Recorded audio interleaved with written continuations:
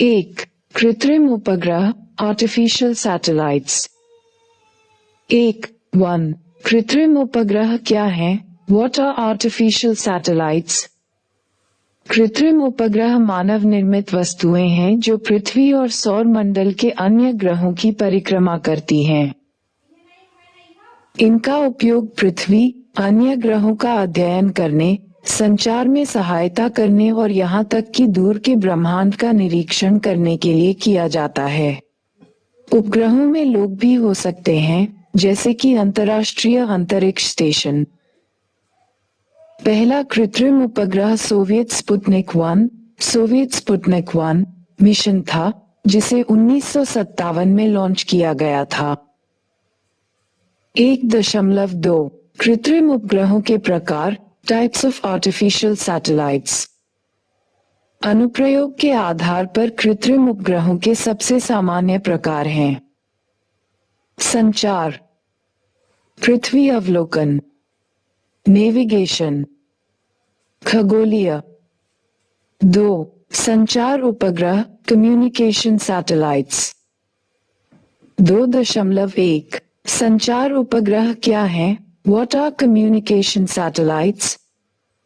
संचार उपग्रहों को पृथ्वी या किसी अन्य ग्रह की कक्षा में जानकारी एकत्र करने और उस जानकारी को ग्रह पर वापस भेजने के लिए लॉन्च किया जाता है। इन्हें ग्रह पर नेटवर्क और कनेक्शन की क्षमता का विस्तार करने के लिए लॉन्च किया जाता है। ऐसा उपग्रह लंबी दूरी के संचार और सूचना हस्तांतरण को और अधिक सरल बना सकता है। 2.2 संचार उपग्रह की कार्यप्रणाली वर्किंग ऑफ कम्युनिकेशन सैटेलाइट। उपग्रहों के साथ संचार की प्रक्रिया में 4 महत्वपूर्ण चरण शामिल हैं। अपलिंक अर्थ स्टेशन या उपग्रह को वांछित सिग्नल भेजने वाले अन्य उपकरण से एक सिग्नल ट्रांसमिशन होता है।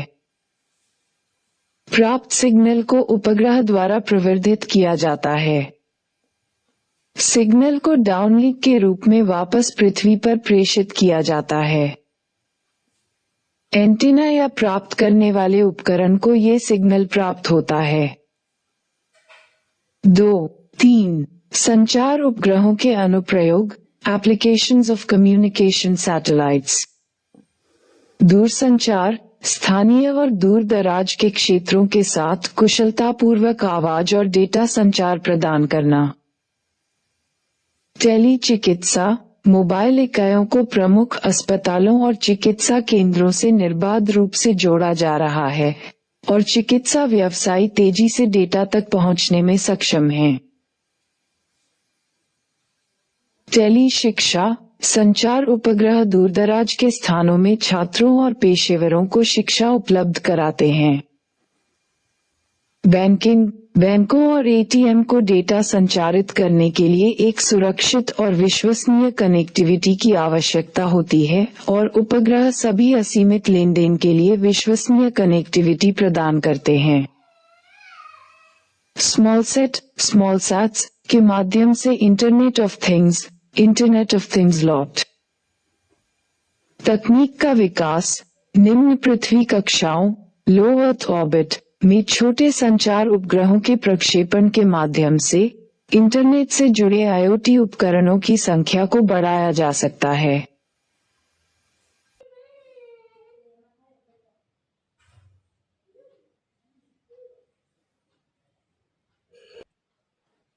वास्तविक समय ट्रैकिंग, जलवायु परिवर्तन, आपदा प्रबंधन और सैन्य अनुप्रयोगों जैसे पृथ्वी अवलोकनों के लिए वास्तविक समय रियल टाइम डेटा को ट्रैक करने के लिए।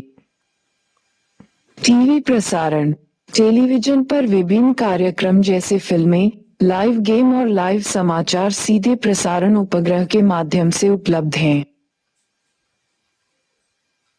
रेडियो प्रसारण, एक उपग्रह रेडियो प्रदाता मनोरंजन, खेल और समाचार कार्यक्रमों के ऑडियो चैनलों को प्रसारित करने के लिए उपग्रहों का उपयोग करता है। 3. भारतीय राष्ट्रीय उपग्रह प्रणाली Indian national satellite INSAT system.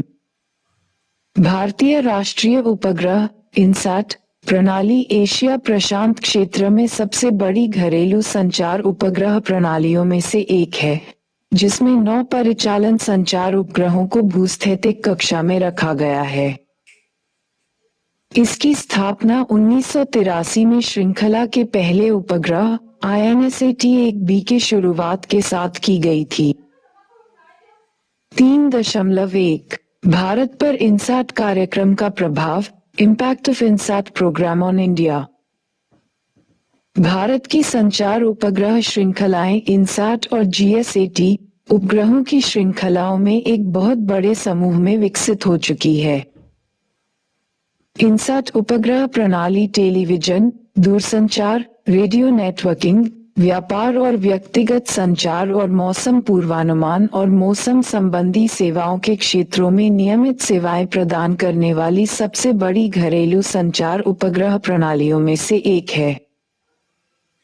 INSAT अनुप्रयोगों को नए क्षेत्रों में विस्तारित करने के लिए कई नए पहल किए गए हैं, जैसे शून्य टेली शिक्षा, EDUSAT, एक तरफा टीवी प्रसारण, वीडियो कॉन्फ्रेंसिंग, वेब आधारित निर्देश इत्यादि जैसे परस्पर संवादात्मक शैक्षिकी वितरण तरीकों की एक विस्तृत श्रृंखला को पूरा करने के लिए बड़े पैमाने पर उपयोग किया जाता है।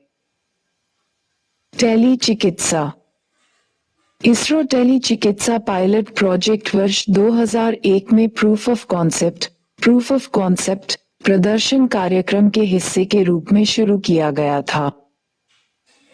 ग्राम संसाधन केंद्र, विलेज रिसोर्स सेंटर VRC ने विभिन्न अंतरिक्ष प्रौद्योगिकी सक्षम सेवाएं जैसे टेली चिकित्सा, टेली शिक्षा, प्राकृतिक संसाधन सूचना आदि प्रदान की हैं। प्रमुख लाभों में कृषि से संबंधित सलाह जैसे फसल, कीट और बीमारियां, फसल बीमा आदि शामिल हैं। ग्रामीण छात्रों के लिए करियर मार्गदर्शन, ग्रामीण आबादी के लिए कौशल विकास और व्यावसायिक प्रशिक्षण आदि। आपदा प्रबंधन सहायता, डिजास्टर मैनेजमेंट सपोर्ट DMS।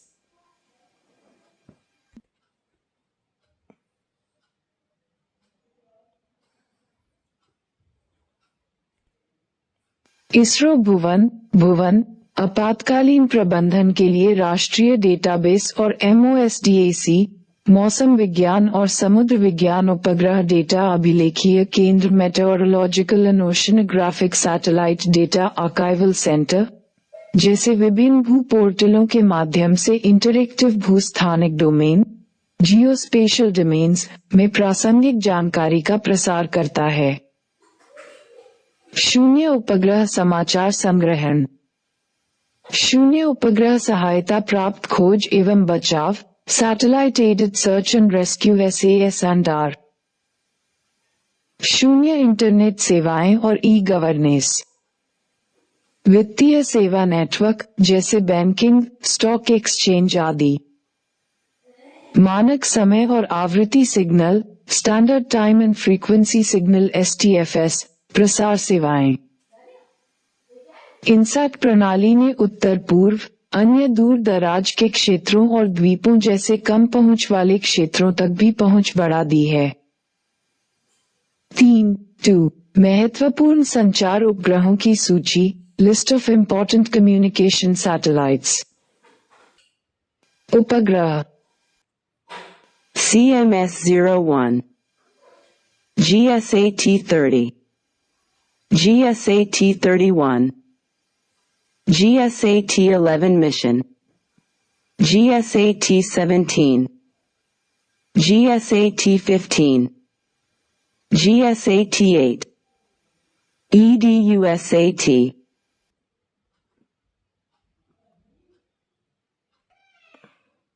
प्रक्षेपण यान PSLV CMS-01, एरियन 5 व 251, एरियन 5 व 247, एरियन 5 व 246, एरियन 5 व 238, एरियन 5 व 227, एरियन 5 व 202, GSLV F-01, EDOSAT, GSAT 3,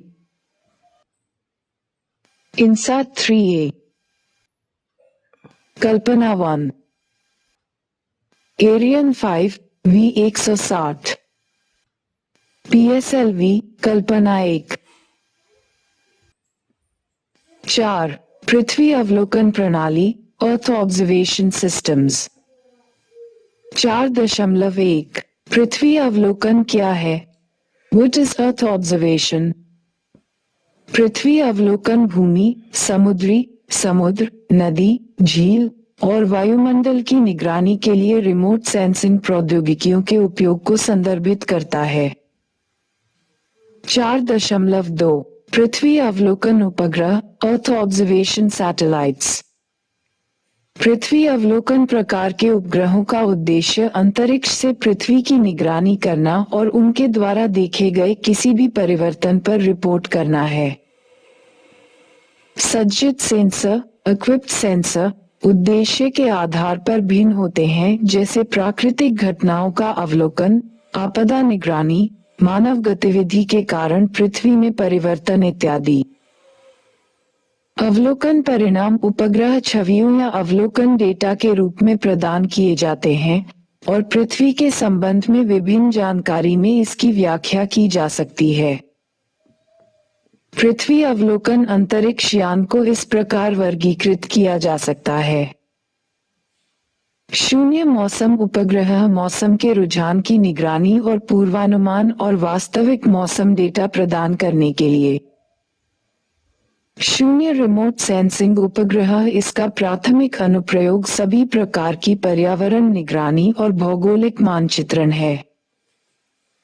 4.3 पृथ्वी अवलोकन उपग्रहों के अनुप्रयोग, एप्लीकेशंस ऑफ अर्थ ऑब्जर्वेशन।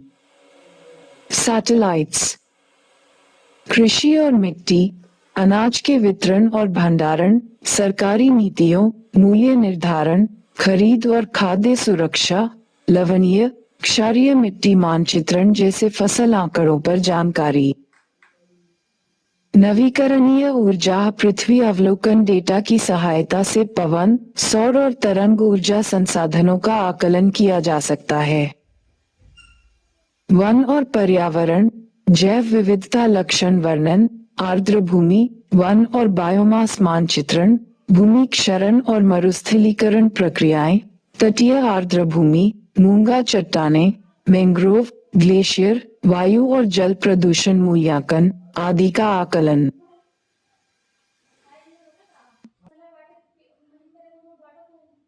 भूविज्ञान, भू आकृति विज्ञान और खनिज संसाधन, लिथोलॉजिकल, भू आकृति विज्ञान और संरचनात्मक मानचित्रण, भूस्खलन खतरा क्षेत्र, खनिज तेल अन्वेषण, खनन क्षेत्र, भूकंपीय अध्ययन और भूपर्यावरणीय अध्ययन।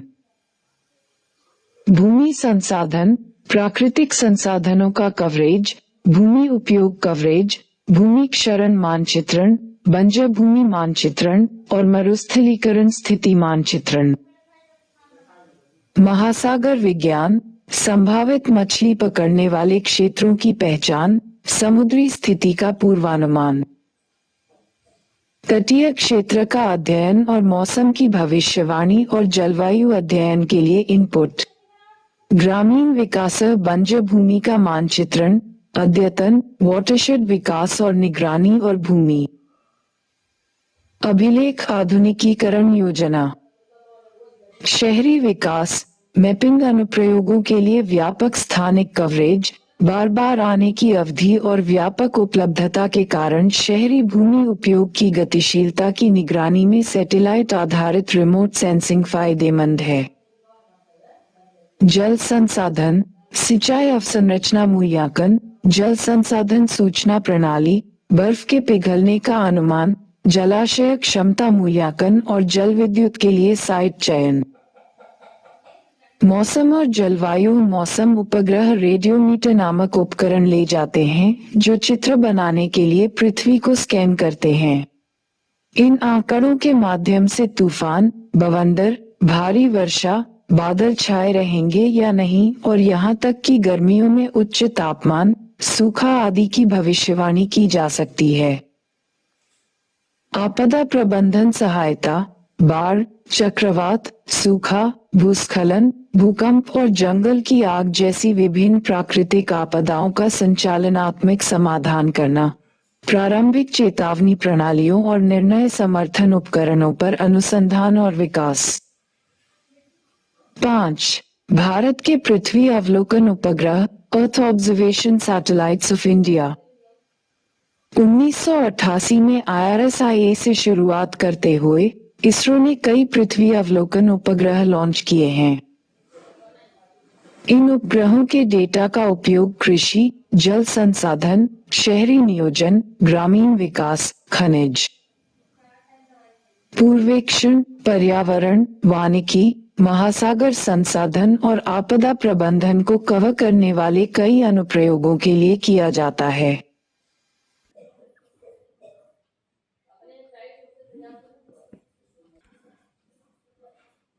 छह, उपग्रह नेविगेशन प्रणाली सैटेलाइट नेविगेशन सिस्टम्स।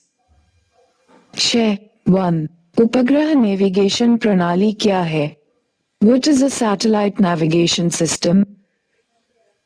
उपग्रह नेविगेशन या सैटनेव सैटनाव प्रणाली कृत्रिम उपग्रहों की एक प्रणाली है जो विश्व में हर जगह भू-विशिष्ट स्थिति प्रदान करने में सक्षम है। सैटनेव उपग्रह नेविगेशन उपकरणों को उपग्रहों से रेडियो द्वारा दृष्टि रेखा के साथ प्रेषित समय संकेतों का उपयोग करके उच्च परिशुद्धता के साथ अपना स्थान निर्धारित करने में मदद करते हैं।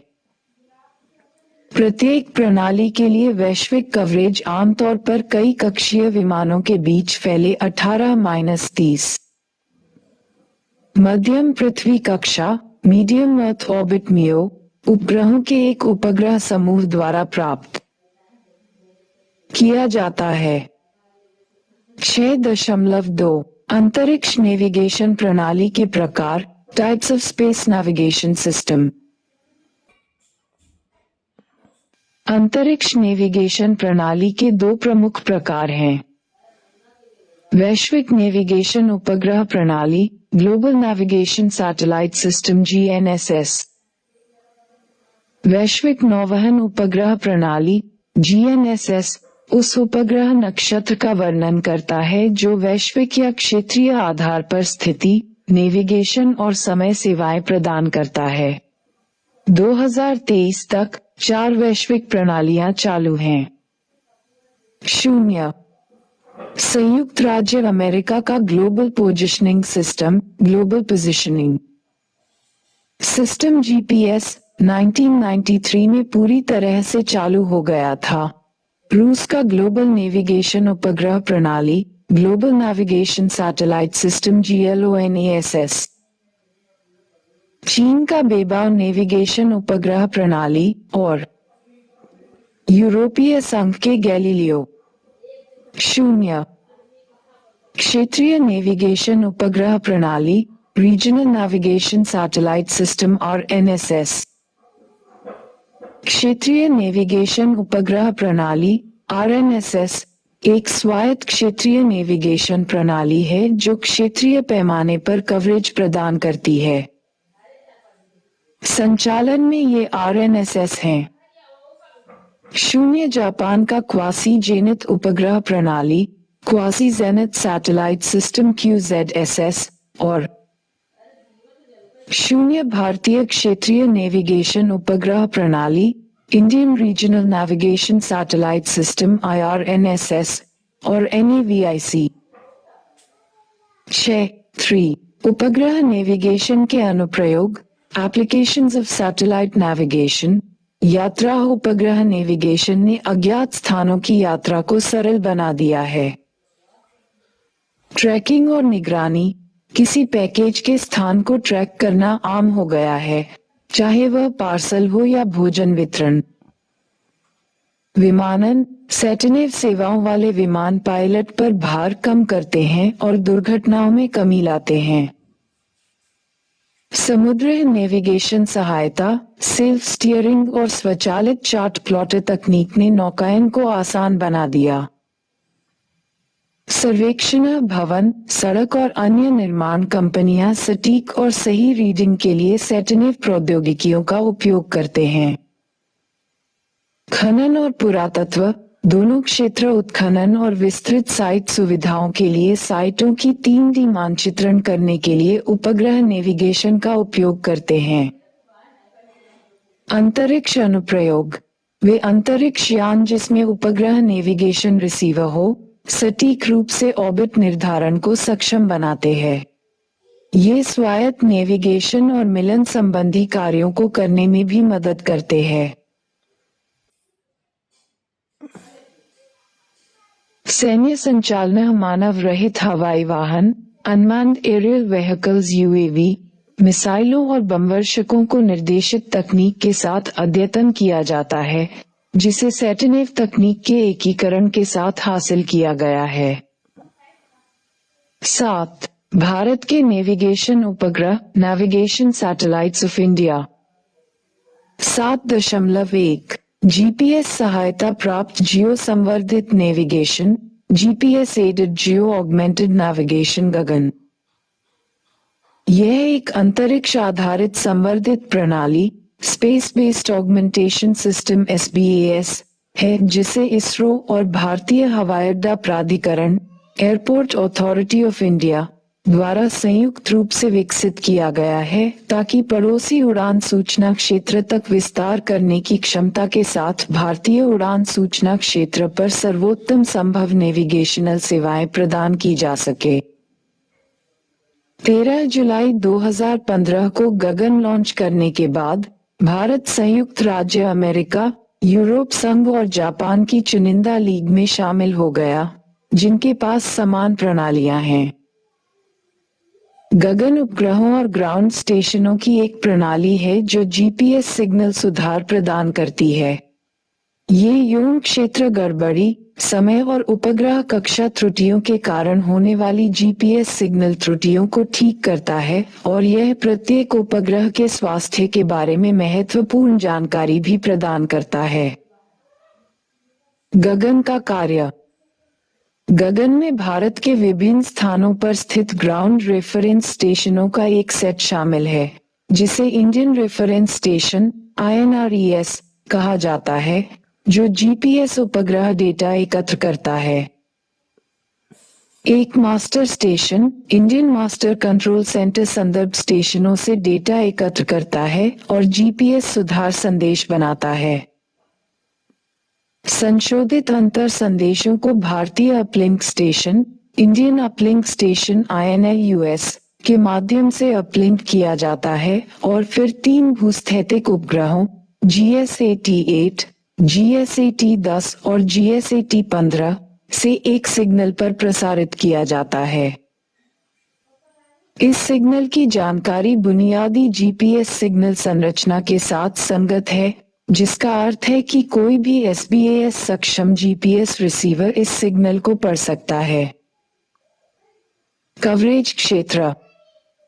2 जियो एक साथ अंतरिक्ष में गगन सिग्नल संचारित करते हैं।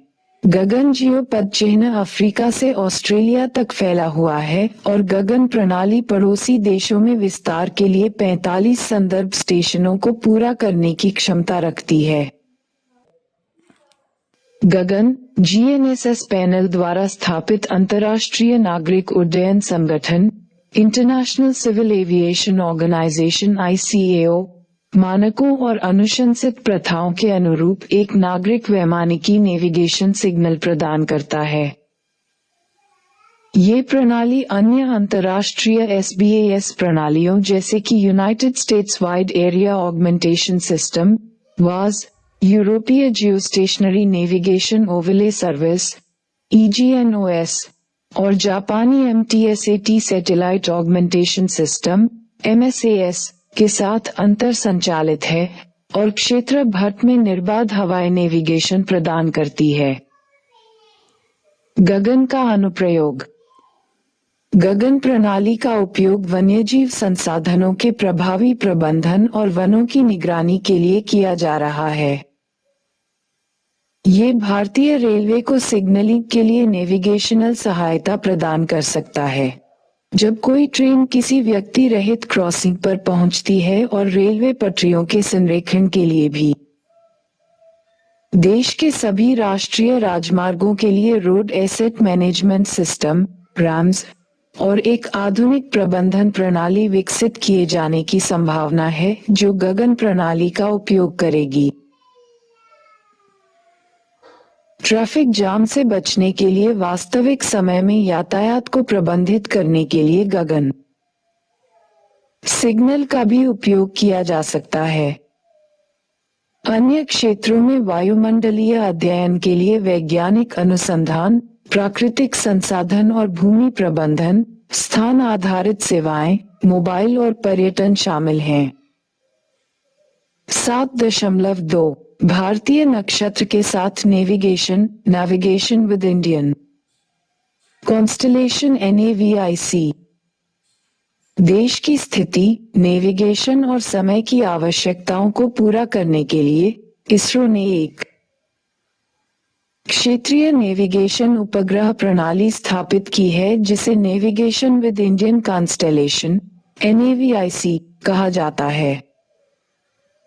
NAVIC को पहले भारतीय क्षेत्रीय नेविगेशन उपग्रह प्रणाली IRNSS के रूप में जाना जाता था। इसका मुख्य उद्देश्य भारत और उसके पड़ोस में विश्वसनीय स्थिति, नेविगेशन और समय सेवाएं प्रदान करना और उपयोगकर्ता को अधिक सटीकता प्रदान करना है।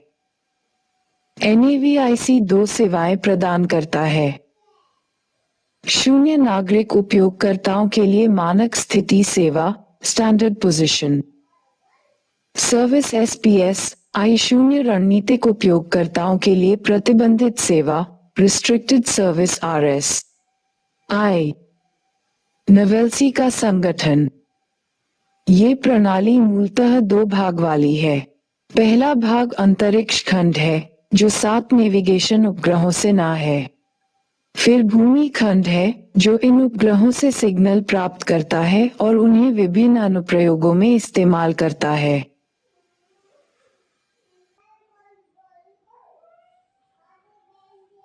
अंतरिक्ष खंड में भूस्थितिक कक्षा जियोस्टेशनरी ऑर्बिट जियो में 3 उपग्रह और भूमध्य रेखीय तल पर 29 डिग्री के झुकाव के साथ भूतुल्यकालिक कक्षा जियोसिंक्रोनस ऑर्बिट GSO में 4 उपग्रह हैं।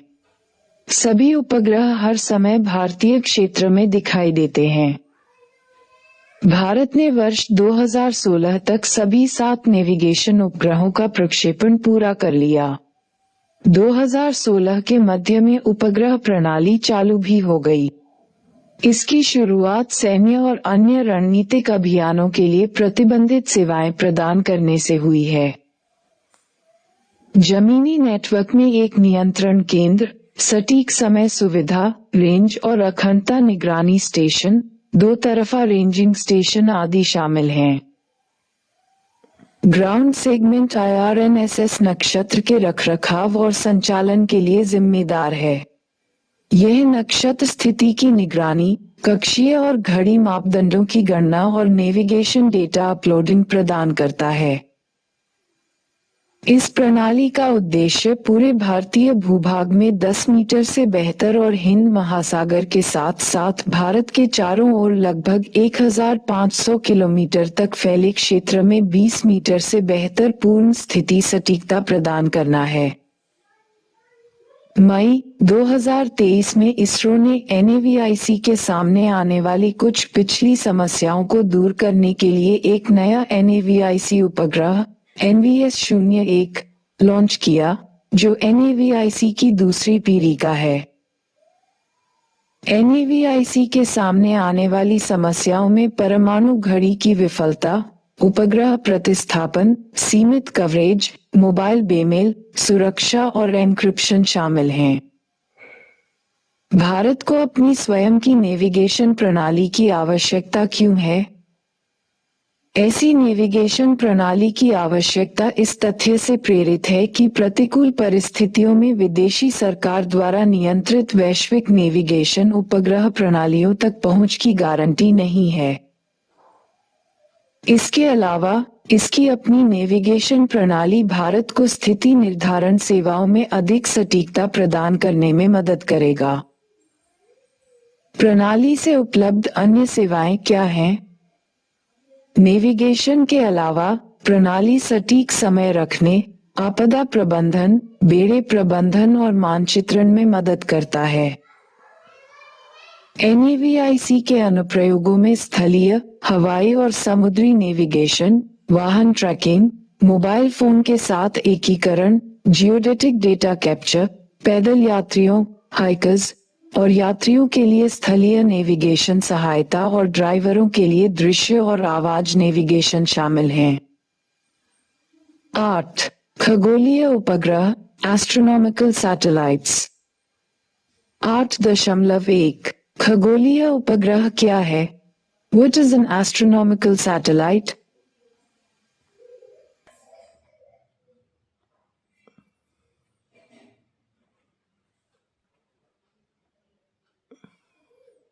एक खगोलीय उपग्रह कक्षा में स्थित एक विशाल दूरबीन है। ये पृथ्वी के वायुमंडल से हस्तक्षेप किए बिना अच्छी तरह से देखने में सक्षम है। इसकी इंफ्रारेड इमेजिंग तकनीक ग्रह की सतह के तापमान से परेशान हुए बिना सामान्य रूप से कार्य कर सकती है। 8.2 खगोल विज्ञान में प्रयुक्त अंतरिक्ष यान के प्रकार, types of spacecraft used in astronomy. खगोल विज्ञान में उपयोग किए जाने वाले अंतरिक्ष यान को कई अलग अलग प्रकारों में विभाजित किया जा सकता है। खगोल विज्ञान उपग्रह अंतरिक्ष में विभिन्न प्रकार के खगोलीय पिंडों और घटनाओं की जांच के लिए उपयोग किया जाता है। जलवायु अनुसंधान उपग्रह विशिष्ट प्रकार के सेंसर से सुसज्जित जो वैज्ञानिकों को विश्व के महासागरों और बर्फ, भूमि, जीवमंडल और वायुमंडल पर व्यापक, बहुआयामी डेटा इकट्ठा करने की अनुमति देते हैं। जैव उपग्रह पौधों और जानवरों की कोशिकाओं और संरचनाओं पर अंतरिक्ष आधारित अध्ययन, चिकित्सा और जीव विज्ञान की प्रगति में महत्वपूर्ण भूमिका निभाता है। 8.3 खगोलीय उपग्रहों के अनुप्रयोग, एप्लीकेशंस ऑफ एस्ट्रोनॉमिकल सैटेलाइट्स। सितारों का मानचित्र बनाना और ब्लैक होल और क्वासर जैसी रहस्यमय घटनाओं का अध्ययन करना। सौर मंडल में ग्रहों की तस्वीरें लेना। विभिन्न ग्रहों की सतहों के मानचित्र बनाना। 9. अनुसंधान उपग्रह AstroSat, research satellite, AstroSat. PSLV ने 28 सितंबर 2015 को निम्न पृथ्वी कक्षा में भारत की मल्टी वेवलेंथ अंतरिक्ष वेधशाला एस्ट्रोसेट को सफलतापूर्वक लॉन्च किया था। एस्ट्रोसेट को अपने 5 पेलोड की मदद से एक साथ विद्युत चुंबकीय स्पेक्ट्रम के दृश्यमान, पराबैंगनी, निम्न और उच्च ऊर्जा एक्स-रे क्षेत्रों में ब्रह्मांड का निरीक्षण करने के लिए डिजाइन किया गया है। इस उपग्रह की सफलता के साथ इसरो ने एस्ट्रोसेट के अनुक्रमिक के रूप में एस्ट्रोसेट-2 लॉन्च करने का प्रस्ताव रखा है। वेधशाला का नियोजित जीवन काल 5 वर्ष का था, लेकिन उसने अपना मिशन 2022 में पूरा किया।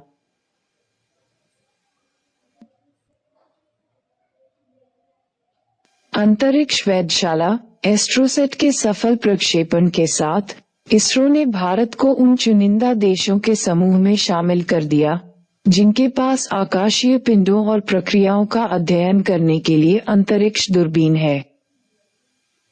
एस्ट्रोसेट के वैज्ञानिक उद्देश्य: न्यूट्रॉन सितारों और ब्लैक होल वाले बाइनरी स्टार प्रणाली में उच्च ऊर्जा प्रक्रियाओं को समझना, न्यूट्रॉन सितारों के चुंबकीय क्षेत्र का अनुमान लगाना, आकाशगंगा से परे तारा प्रणालियों में तारा जन्म क्षेत्रों और उच्च ऊर्जा प्रक्रियाओं का अध्ययन करना, आकाश में नए संक्षिप्त उज्ज्वल एक्स-रे स्रोतों का पता लगाना, पराबैंगनी क्षेत्र में ब्रह्मांड का एक सीमित गहन क्षेत्र सर्वेक्षण करना।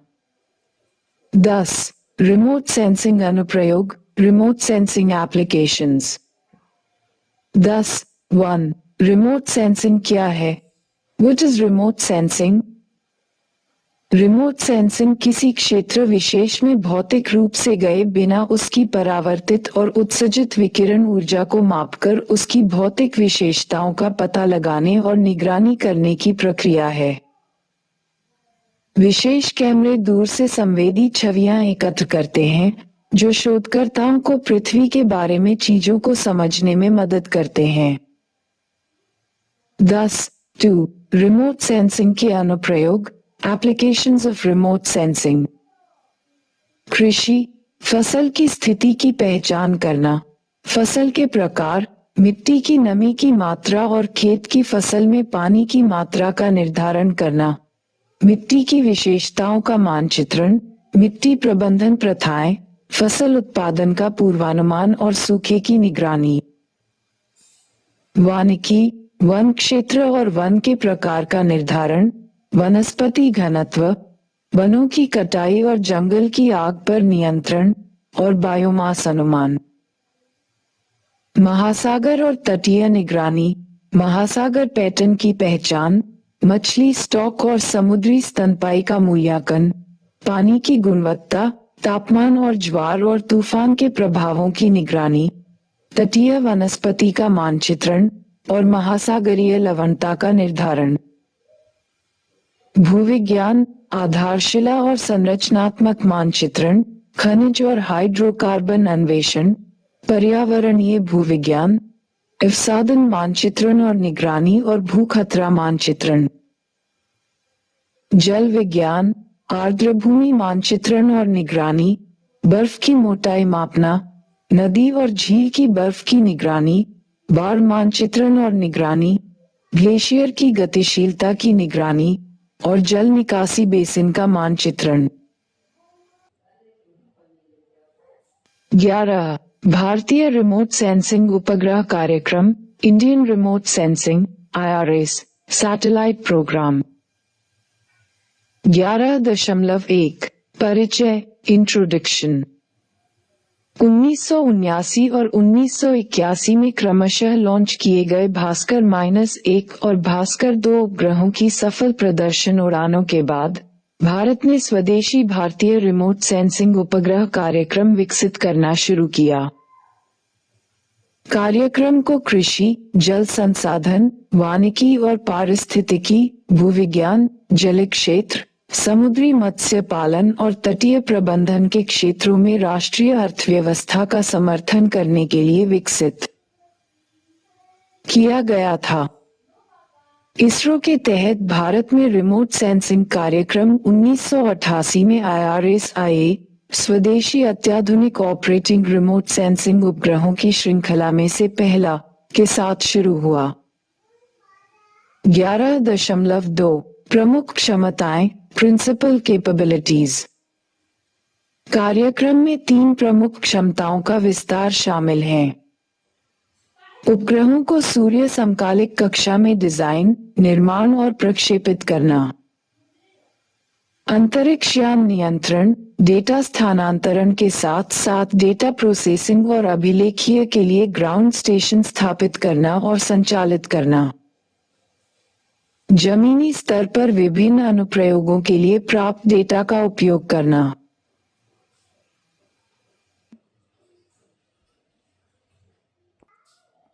महत्वपूर्ण भारतीय रिमोट सेंसिंग उपग्रह important Indian remote sensing satellites.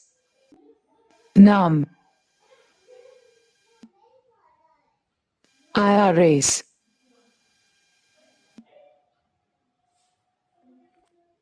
महत्व नक्शानवीसी, भूमि उपयोग मानचित्रण और वानिकी जैसे सुदूर संवेदन अनुप्रयोगों के लिए उपयोग किया जाता है। रिसोर्सेज एक्ट, मृदा नमी मानचित्रण, फसल सूची और वानिकी जैसे संसाधन मानचित्रण और प्रबंधन अनुप्रयोगों के लिए उपयोग किया जाता है।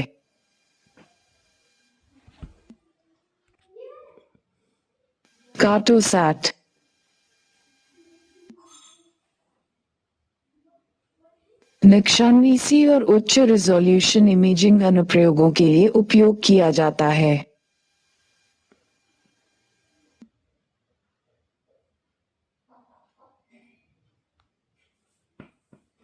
कार्टोसेट 3 में हाइपरस्पेक्ट्रल छवियों को कैप्चर करने की अतिरिक्त क्षमता भी है। ओशनसैट